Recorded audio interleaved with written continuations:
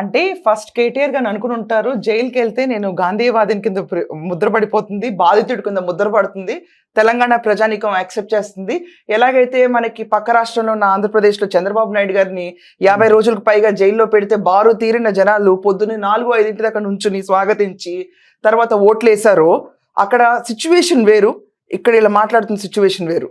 So అలాగే sympathy gain అవుతుందేమో అనుకుని మన మిస్టర్ కల్వకుంట్ల చాలా డిసప్పాయింట్మెంట్లోను, ఫస్ట్ ఏమో హ్యాపీనెస్లో, తర్వాత డిసప్పాయింట్మెంట్లో ఉన్నాడు.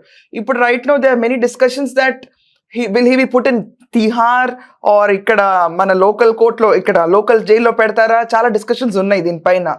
ఆల్రెడీ వాళ్ళ సిస్టర్ వెళ్ళొచ్చారు అండ్ ఫేస్ చేసి వచ్చింది. సో ఫస్ట్ ఏంటంటే ప్రగల్భాలు పలుకుతాడండి కేటీఆర్. ప్రగల్భాలు పలికి 10 ఏళ్ల పాలనలో ఏమైందంటే, నేను చెప్పిందే లాస్ట్ వర్డ్, నేను చెప్పిందే ఆర్డర్ అనుకున్న వ్యక్తి ఈ కేటీఆర్. రేవంత్ రెడ్డి గురించి ఏమంటారంటే, ఈరోజు వచ్చి పచ్చ కవర్లు వచ్చిన వాళ్ళందరికీ లోకం అంతా పచ్చగా కనిపిస్తుందని. నాకు I want to ask this KTR, Rama Rao నీకు పచ్చ కవర్లు వచ్చినాయా?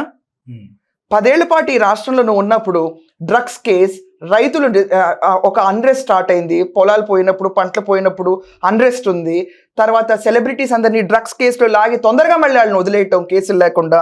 అప్పుడు బ్యాగులు వచ్చినాయో ఏమొచ్చినాయో ఎవరికి తెలియదు. సేమ్.